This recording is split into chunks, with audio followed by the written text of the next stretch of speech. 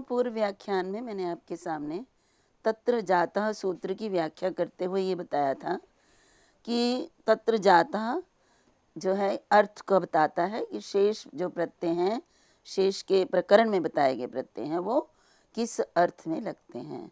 और मैंने आपको ये बताया था कि इस सूत्र के बाद जो सूत्र आएंगे, प्राय भव सूत्र से पूर्व तक जो सूत्र आएंगे, वो सूत्र प्रत्यय बताने वाले हैं।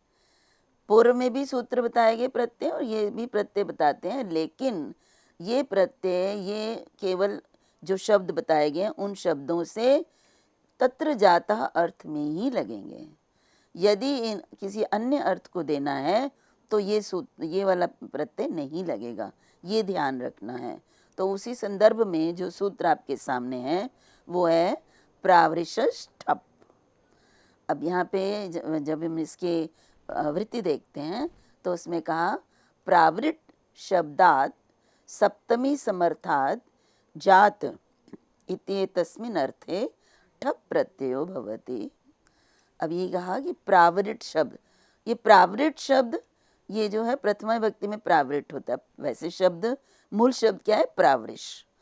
तो प्रावृश हलंत शब्द है।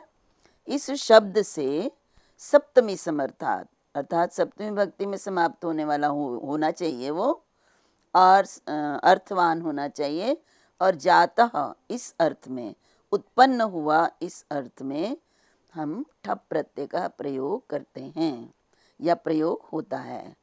तो मैंने यही बताया कि जो ठप प्रत्यय लगेगा वो केवल प्रावृश शब्द से जात अर्थ में लगेगा। यदि प्रावृश शब्द का किसी अन्य अर्थ में हम प्रयोग करना चाहते हैं तो ये प्रत्यय नहीं लगेगा। फिर मैं अभी बताती हूँ कि पूर्व में हम इस शब्द से कौन से प्रत्यय कह चुके हैं। ये बताया एण्यस्य अपवादा। तो पूर्व में हमने प्रावृशः एण्यः ये सूत्र पढ़ा है और हमने कहा है कि प्रावृश शब्द से एण्य प्रत्यय लगता है शेष अर्थों में। अर्थात इसका तात्पर्य यह है कि और भी आगे जो अर्थ बताए जाएंगे शेष अर्थ के, उन अर्थों में सब में एण्य प्रत्यय लगेगा। लेकिन क्योंकि प्रस्तुत प्रकरण में प्रावृश ठप ये प्रत्यय बताया गया है और ये तत्र जाता के बाद और प्राय भवा से पहले वाले सूत्रों के द्वारा कहा गया है, तो इसका तात्पर्य है कि ये जो ठप प्रत्यय है प्रावृश शब्द से केवल तत्र जाता अर्थ में ही लगता है। यदि हम कहना चाहते हैं प्रावृषी जाता तो तभी यहाँ ठप प्रत्यय होगा, और यदि मैं कहती हूँ प्रावृषी भवः तो ठप प्रत्यय यहाँ पे नहीं लगेगा। तत्र भवा अर्थ में बाकी जो प्रत्यय पूर्व में कहा गया है इससे प्रावृश शब्द से स्पेशली विशेष रूप से प्रत्यय कहा गया है, और वो है एण्य प्रत्यय। तो जब हम अर्थ देखते हैं तो हमें समझ जाना चाहिए कि यदि ठप प्रत्यय कहा है प्रावृश से तो ये प्रावृषी जाता ये अर्थ देगा, और यदि ठप के अतिरिक्त दूसरा प्रत्यय एण्य प्रत्यय है, एण्य प्रत्यय का रूप दिया गया है, तो इसका अर्थ है जो अन्य अर्थ बताए गए हैं, बताए जाएंगे, जो मैं बताऊंगी आगे, उन अर्थों में ये प्रत्यय लगेगा। तो यहाँ पे प्रावृश एण्य इति सूत्रम जाताद अन्यार्थम इति पर्यवस्यति। तो अर्थ क्या निकला कि जो प्रावृश एण्य सूत्र है ये जात तत्र जाता है ना, जात आदि जात अर्थ से अतिरिक्त अर्थों में प्रयोग होता है, और जात अर्थ में तो केवल ठप प्रत्यय ही होता है। तो इस तरह से जब हम बनाते हैं तो प्रावृषि का शब्द बनता है जिसका अर्थ है प्रावृषि जाता। यदि हम प्रावृष शब्द का प्रयोग करते हैं, ये वर्षा ऋतु में जो उत्पन्न होते हैं उनको बोलते हैं प्रावृष। प्रावृष वर्षा ऋतु को प्रयोग है, और प्रावृषि वर्षा ऋतु में जाता में से उत्पन्न होने वाला। यदि हम किसी जीव के बारे में कहते हैं कि ये वर्षा ऋतु में उत्पन्न होने वाला है, मेंढक की ही बात करें तो हम उसके लिए कहेंगे कि प्रावृषिका, तो प्रावृषिक है ये, प्रावृषि जाता प्रावृषिका। तो यहाँ पे हमने जात अर्थ में प्रावृष शब्द से ठप प्रत्यय किया। अब ठप प्रत्यय करने पर ठ प तो इत संज्ञा का लोप हो जाता है, ठ बचता है, तो ठ से एक सूत्र इका सूत्र द्वारा ठ को इक हो जाता है, तो हमारे पास स्थिति होती है प्रावृष इक, और जो अ है, ठ का जो अ है, इक होता है ठ के स्थान पर केवल ठ व्यंजन के, ठ में जो अ मिला है उसको हम अलग कर देते हैं, तो हमारे पास प्रावृष इक और अ ये स्थिति बनती है और प्रावृषिक शब्द बन जाता है, और फिर प्रावृषिका। अब ये जो प्रावृषिका शब्द है इसका अर्थ है प्रावृषि जाता, कोई भी जीव जो वर्षा ऋतु में उत्पन्न होने वाले होते हैं, जो जल जंतु हैं, पानी में उत्पन्न होते हैं वर्षा में, उन सब के लिए ये प्रावृषिका शब्द केवल जाता अर्थ में प्रयुक्त होगा। यदि हम कहते हैं वर्षा ऋतु में प्रायः होने वाला, प्राय भवा, तो यहाँ पे हम ये प्रत्यय ठप प्रत्यय नहीं लगाएंगे। फिर जो प्रत्यय कहा ना प्रावृषेण्य, तो एण्य प्रत्यय लगा के प्रावृषेण्य रूप जो बनेगा ना उसका अर्थ होगा प्रावृषि भवः, प्रावृषि प्राय भवः, प्रावृषि संभूतः, इस तरह से जो आगे अर्थ कहेंगे उन अर्थों में। अब अगला सूत्र भी तत्र जातः में के अंतर्गत ही आता है, और इस सूत्र में भी प्रत्यय बताया गया है। तो ये जो प्रत्यय, इसका तात्पर्य है कि इस सूत्र में जो प्रत्यय बताया गया है वो प्रत्यय भी केवल तत्र जातः इसी अर्थ में लगेगा, अन्य अर्थ में नहीं लगेगा। तो अब किसको लगता है ये प्रत्यय? संज्ञायाम शरदो, शरद शब्द, तो शरद शब्द से, और वो सप्तमी समर्थ होना चाहिए, सप्तमी विभक्ति अंत होना चाहिए और समर्थ होना चाहिए। और जात जातः इत्येतस्मिन् अर्थे, जातः अर्थ में प्रत्यय कौन सा होता है? वूई प्रत्यय होता है। कब? संज्ञायाम, संज्ञा अर्थ होना चाहिए। जैसे उस किसी का जो शब्द बन जाता है वो किसी की संज्ञा या किसी का नाम, किसी के लिए प्रयुक्त होने वाला होना चाहिए। अब यहाँ का ऋत्वणो अपवाद, अब ये बड़े ध्यान से समझने वाली बात है कि हमने पूर्व में पढ़ा है कि जो है ऋतुवाचक और उसके नक्षत्रवाचक जो शब्द होते हैं या फिर जो और शब्द उसमें गिनाए गए हैं, उन शब्दों से अण प्रत्यय होता है। कालवाचक, ये ध्यान रखिएगा कि कालवाचक जो ये शब्द हैं इनसे अण प्रत्यय कहा गया है ऋतुवाचक शब्दों से। और इससे पूर्व एक और सूत्र था कालाठय, कालवाचक शब्दों से ठय प्रत्यय होता है। कालवाचक शब्दों से ठय प्रत्यय होता है, परंतु फिर सूत्र आया कि नहीं, ऋतुवाचक और उसके बाद नक्षत्रवाचक जो शब्द होते हैं उन शब्दों से ठय प्रत्यय ना होकर अण प्रत्यय होता है। तो इसका तात्पर्य है कि ऋतुवाचक जो भी शब्द होगा उससे अण प्रत्यय होगा शेष अर्थ में। ये पूर्व के जो हमने सूत्र पढ़े हैं उनसे हमने समझा। अब हमें ये सूत्र प्राप्त हुआ कि शरद शब्द से वही प्रत्यय हमें करना है, और वो संज्ञा यदि अर्थ देते हैं और तत्र जाता इस अर्थ में, तो मतलब कि यदि शरद शब्द का प्रयोग तत्र जाता अर्थ में हो, और अन्य अर्थों में तो हमने देख लिया अण प्रत्यय होगा, लेकिन तत्र जाता उसमें उत्पन्न हुआ है, इस अर्थ में यदि हम शरद शब्द का प्रयोग करते हैं और उस शब्द जो उस प्रत्यय को लगाने के बाद जो शब्द बन पड़ता है वो संज्ञा अर्थ देता है, तो यहाँ पर वही प्रत्यय का प्रयोग करना चाहिए। तो जैसे शारद का दर्भा, शारद का मुद्रा, तो यहाँ पे देखिए ये दोनों जो हैं, ये दर्भ और मुद्रा, ये दर्भ विशेषस्य मुद्र विशेषस्य च यम संज्ञा, ये जो है ना शारदक और जो शारदक दर्भ और शारदक मुद्रा, ये दोनों जो हैं शारदक शब्द यहाँ दोनों किसी विशेष दर्भ के लिए, जैसे शारदका दर्भा में विशेष दर्भ के लिए, विशेष घास के लिए, और शारदका मुद्रा विशेष मुद्र के लिए प्रयोग किया गया है। उनकी संज्ञा है, देखिए उनके नाम हैं। अगर हम कहें कि ये कौन सी दर्भा है, शारदक दर्भ, और ये मुद्र कौन सी है, शारदक मुद्र, तो ये क्या है, ये संज्ञा अर्थ में प्रयोग होते हैं प्रत्यय लगाने के बाद। तो सूत्र में ये कहा कि यदि संज्ञा अर्थ में शरद शब्द का प्रयोग हो, अर्थात प्रत्यय लगाकर जो हमें शब्द प्राप्त होता है वो संज्ञा के लिए प्रयुक्त हुआ हो, और उसके बाद उससे हम कौन सा प्रत्यय लगाएंगे शेष अर्थ में, तत्र जातः के अंतर्गत आने के कारण जात अर्थ में ही वो प्रत्यय लगेगा। तो शारदक का अर्थ हुआ शरदे जाता, दोनों ही शारदक ही हैं, तो शरदे जातः, इस अर्थ में हम यहाँ पर वही प्रत्यय करेंगे। तो शरद शब्द से जब हम वही प्रत्यय करते हैं तो शरदी जाता, देखिए ध्यान रखिएगा, शरद शब्द हलंत शब्द है, इसलिए शरद शब्द के सप्तमी एक वचन में शरदी बनता है। जैसे चंद्रमस शब्द है तो बलवत शब्द है, इनको सप्तमी में प्रयोग करो तो बलवती चंद्रमसी बनता है। इसी तरह हलंत शब्द शरद है, उसे सप्तमी एक वचन में जब हम प्रयोग करते हैं, जब हम इसका अर्थ बताते हैं, तो शारदिक जब हमें बताना है शारदक, तो क्या करेंगे हम, शरदी जातम।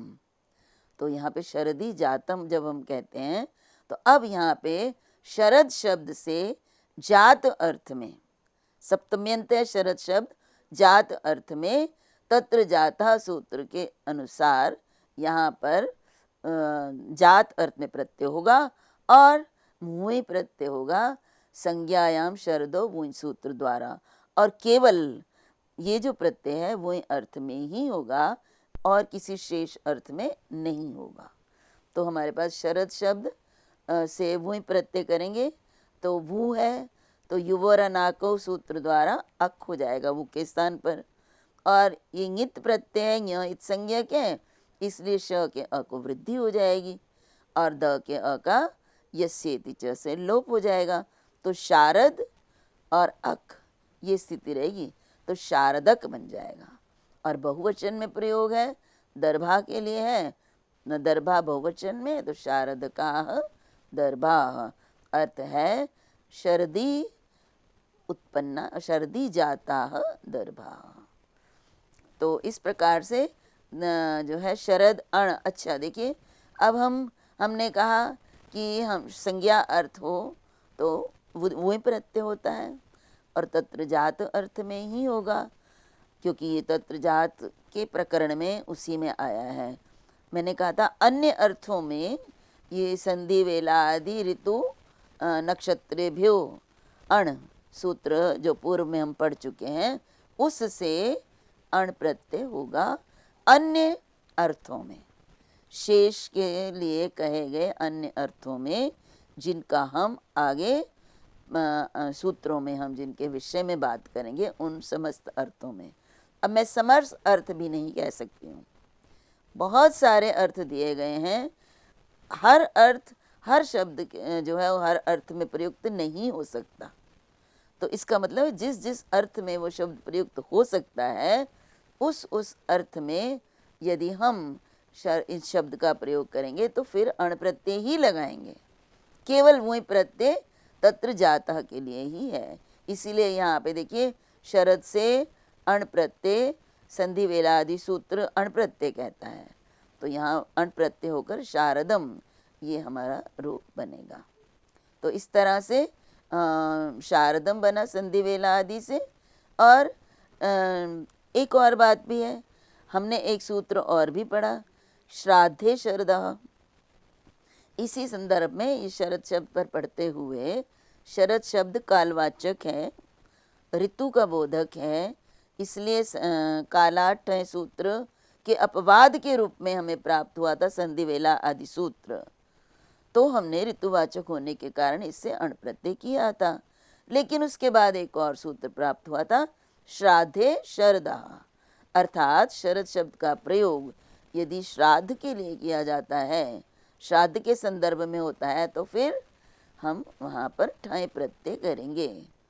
तो श्राद्धे शरदा से ठय प्रत्यय भी होता है जब हम शरद शब्द का प्रयोग श्राद्ध के लिए प्रयोग करते हैं। जैसे शरदे जो है जातम श्राद्धम, शरद में होने वाला श्राद्ध, तो यहाँ पे शरदे भवा, शरदी भवा कहेंगे, जाता अर्थ में तो नहीं प्रयोग कर सकते।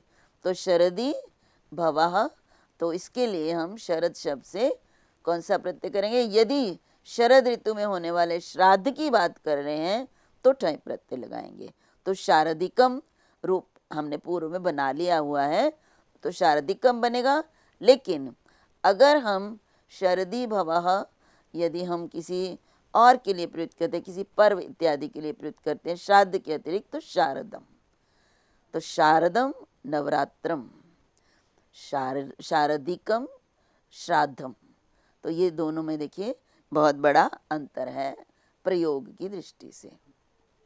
तो ये हमने आपके सामने वो सूत्र रखे जो तत्र जाता के अंतर्गत आते हैं, और कुछ सूत्र रखे हैं, मुख्य मुख्य सूत्र आपके सामने मैंने प्रस्तुत किए हैं। बहुत सारे सूत्र हैं, उन पर चर्चा में ना करके अब आगे आपके सामने अगला अर्थ, शेष कौन सा और अर्थ होता है जिसमें जो पूर्व में प्रत्यय बताए गए हैं वो प्रत्यय होते हैं। तो ये है प्रायभवः। प्रायभवः का अर्थ होता है प्रायः होने वाला, इस अर्थ में। अब प्रायः मतलब लगभग होने वाला, प्रायः होने वाला मतलब पूर्ण रूप से तत्र भवा होता है, लेकिन प्रायभवः मतलब पूरी तरह से नहीं हुआ, प्रायः मतलब लगभग हो गया। अगर हम पूरा नहीं कह सकते तो लगभग हो गया, थोड़ा सा रह गया। तो इस अर्थ को यदि हमने बताना हो तो ये प्रत्यय जो हैं जो पूर्व में गिनाए गए हैं वो होंगे। लेकिन अगर शब्द सप्तमी में होना चाहिए, तत्र भवा या तत्र की अनुवृत्ति आ रही है, तो प्राय भवा तो एक शब्द है, प्रायः होने वाला ये अर्थ, लेकिन तत्र की अनुवृत्ति आज आ रही है पूर्व से ही, इस कारण यहाँ पर भी तत्र का अर्थ है सप्तमी में समाप्त होने वाला। तो सप्तमी में समाप्त होने वाला समर्थ पद हो और अर्थ हो प्राय भवा, इस अर्थ में यदि उसका प्रयोग किया जाएगा तो शेष प्रत्यय जो बताए गए हैं वो प्रत्यय लगाए जाएंगे। तो यहाँ पे हम यदि कहेंगे कि प्रत्यय कौन सा है, तो कौन से प्रत्यय हैं ये हम आगे जो है जो कर चुके हैं पूर्व में वही लगेंगे। तो यहाँ पे देखिए प्राय भवा का अर्थ जैसा कि मैंने आपको भी बताया, प्राय भवा साकल्यस्य किंचित न्यूनताम आह। तो प्राय भवा का अर्थ है साकल्य मतलब संपूर्ण का थोड़ा सा कम, तो इस अर्थ में ये प्रत्यय होते हैं। अब देखिए हमने आपके सामने कहा श्रौघ्नः, माथुरः, राष्ट्रीय पूर्व में बनाया ना अभी हमने प्रत्यय राष्ट्रीय, पुनः अब यहाँ पर भी वही शब्द बनाए गए हैं। तो इसका क्या मैंने क्या बताया था आपको? मैंने यही बताया था कि शेष अर्थ में बहुत सारे हैं शेष अर्थ, और जो प्रत्यय हैं वो वही लगेंगे जो बताए जा चुके हैं। अब सृग्ने प्रायेण या बाहुल्येन भवति, अभी हमने कहा सृग्ने जाता इस अर्थ में, लेकिन अगर हम ये कहते हैं कि सृग्न में प्राय बहुलता से होने वाला, अर्थात अधिकतर जो सृग्न में होता है, इस अर्थ में भी हम प्रत्यय यदि करेंगे तो प्रत्यय कौन से करेंगे? जो प्रत्यय पूर्व में बताए गए हैं। प्रत्यय नहीं बदला है, प्रत्यय बदलता है, प्रत्यय नया तो यहाँ मैंने बताया इन सूत्रों के मध्य जो कोई प्रत्यय आए हुए हैं, जैसा कि मैंने अभी आपको तत्र जाता और प्राय भवा के मध्य जो सूत्रों में जो प्रत्यय बताए गए थे शरद शब्द से और शब्द से, वो प्रत्यय तो अलग है, वो केवल मात्र उसी अर्थ में है जिस अर्थ के अंतर्गत आ रहे हैं। अन्यथा ये जो अर्थ वाले सूत्र हैं ये केवल मात्र अर्थ बताते हैं कि इन अर्थों में प्रत्यय लग जाते हैं, ये तद्धित के अर्थ हैं। और प्रत्यय कौन से लगते हैं? जो प्रत्यय हमने पूर्व में बता दिए हैं। तो माथुर शब्द का अर्थ अभी हमने, और श्रौघ्न शब्द का अर्थ सृग्ने जाता भी है, मथुरायाम जाता भी है। लेकिन अगर मैं कहती हूँ सृग्ने प्रायेण भवति, तो हम तब भी ये अर्थ भी दे सकते हैं। स्रोगना का अर्थ ये भी हो सकता है, तो इसी तरह माथुरा का अर्थ ये भी हो सकता है। लेकिन शब्द दोनों एक ही हैं, लेकिन अर्थ कहाँ, प्रयोग में हम किस अर्थ में ले रहे हैं, उसको हम प्रयोग के द्वारा ही समझ सकते हैं। यदि हम जो बना हुआ शब्द किसी भाषा में प्रयुक्त हुआ देखते हैं, स्रोगना या माथुरा, तो वो हम उस संदर्भ में, जिस संदर्भ में वो प्रयोग किया गया है, अगर सृग्ने जाता के लिए प्रयुक्त है वो शब्द, उसका अर्थ है सृग्न में उत्पन्न हुआ या मथुरा में उत्पन्न हुआ, तब हम उस अर्थ में तत्र जाता अर्थ में प्रयोग करेंगे। यदि स्रोगना का अर्थ या मथुरा का अर्थ प्रायेण भवति, अर्थात सृग्ने प्रायेण भवति ये अर्थ है, या मथुरायाम प्रायेण भवति, तो हम प्राय भवा सूत्र से उस अर्थ में प्रत्यय वही लगाएंगे। तो मैं ये कहना चाहती हूँ कि प्रत्यय जो पूर्व में गिनाए गए हैं वो सारे प्रत्यय शेष अर्थों में प्रयुक्त होते हैं। शेष अर्थ में आपके सामने एक एक करके वो सूत्र के माध्यम से प्रस्तुत कर रही हूँ। यहाँ पर तो राष्ट्रीय, तो राष्ट्रीय भी मैंने आपके सामने बना दिया। अब यहाँ राष्ट्रीय किस अर्थ में प्रयोग कर सकते हैं, ये राष्ट्रे प्रायेण भवति, तो तब भी हम जो राष्ट्रीय शब्द बनेगा वही बनेगा और अर्थ देंगे हम इसका राष्ट्रे प्रायेण भवति। अब यहाँ पे एक वृत्तिकारों ने, व्याख्याकारों ने यहाँ पे एक शंका उठाई है। उनका ये कहना है कि प्रायभव ग्रहणम अनर्थकम, अर्थात ये प्रायभव सूत्र देने की आवश्यकता ही नहीं है। क्यों नहीं है? तत्र भवेन कृतार्थत्वाद, तत्र भवा आगे आएगा, तत्र भवा उसी सूत्र से प्राय भवा भी अर्थ हो जाता है, दोनों का तो एक ही अर्थ है। अनित्य भवा प्राय भवा इति चेत, और अगर आप ये इसका अर्थ लेते हैं कि प्राय भवा का अर्थ है अनित्य भवा, मतलब उसका होना नित्य नहीं है, तो मुक्त संशयन तुल्यम, तब तो फिर संशय से युक्त होगा। संशय, उसमें संशय ही बना रहेगा कि कार्य हुआ है या नहीं हुआ। तो इस प्रकार से ये इस पर जो शंका उठाई उस पर मैंने आपके सामने बात किया। तो अभी स्रोगना और ये राष्ट्रीय ये हमने पूर्व में भी बनाए हैं और अभी पुनः उसी प्रकार से इनको बनाया जाएगा। अब अग्रिम सूत्र है। अब देखिए, मैंने आपको बताया कि प्राय भवा, अब ये सूत्र था मुख्य। अब उसके अंतर्गत अब एक सूत्र जो आया और वो सूत्र है उपजानु उपनीवेष्टक। थोड़ा सा इस सूत्र को हम ध्यान से पढ़ेंगे, इसमें कौन कौन से वर्ड शब्द हैं। उपजानु और उपकरण, इनको जब हम जोड़ देते हैं तो उपजानुपकरण, उ और उ को संधि कर दी तो दीर्घ उ हो गया, तो उपजानुपकरण। और उसके बाद जो अगला सूत्र है उपनीवी, तो उपकर्ण और उपनीवी, कर्ण के अ और उपनीवी के ओ, इन दोनों को जब हम संधि करते हैं तो ओ हो गया, तो कर्णोपनीवी और फिर ठक प्रत्यय नीवी, नीवे है। तो देखिए शब्द क्या है, उपनीवे है।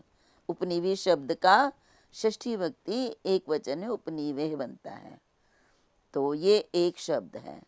उपजानु उपकरणोपनीवे है, ये एक शब्द है, और ठक प्रत्यय ठक एक शब्द है। तो देखिए यहाँ पर थोड़ा सा सूत्र में जो प्रयुक्त शब्द है उनको भी हमें देखना चाहिए कि ये जो उपजानु उपकरणोपनीवे है ये कैसे, इनमें ये पहले तो उपजानु ये कैसे बनता है, यहाँ सप्तमी उप का जो है जानू के साथ अव्ययी भाव समास होता है, समीप अर्थ में। उप का समीप अर्थ में समास हुआ है जानू के साथ, उपजानु। इसी तरह उपकरण में भी उप का कर्ण अर्थ में जो कर्ण के साथ जो है समास हुआ अव्ययी भाव, और उपनीवी इसका भी समास हुआ है, उप का नीवी के साथ समास हो जाएगा अव्ययी भाव। किस अर्थ में? समीप अर्थ में।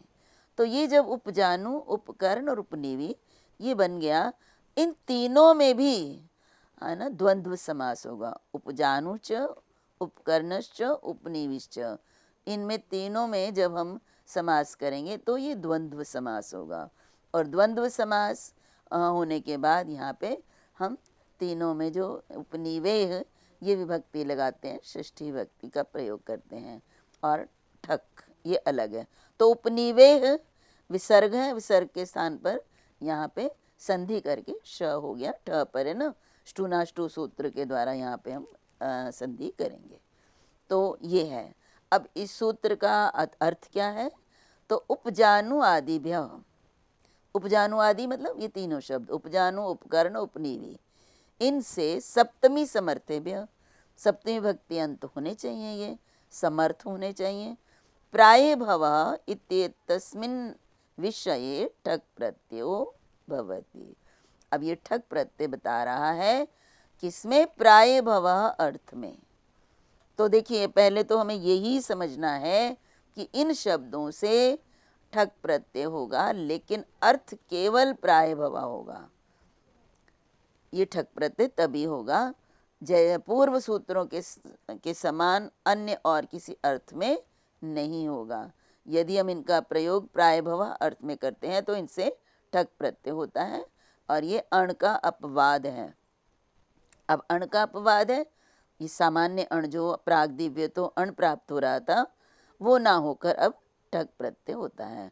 तो जब हम ठक प्रत्यय करते हैं तो औपजानु कहा, औपकरणी कहा और औपनीवी कहा ये रूप बनते हैं। यहाँ पे हमें थोड़ा सा जो मैंने आपको बताया है उसी को कुछ और स्पष्ट करते हुए न्यासकार ने कहा उपजानवाद्य सामीप्य अव्ययभाव। मैंने बताया था इनका समीप अर्थ में अव्ययभाव समास होता है।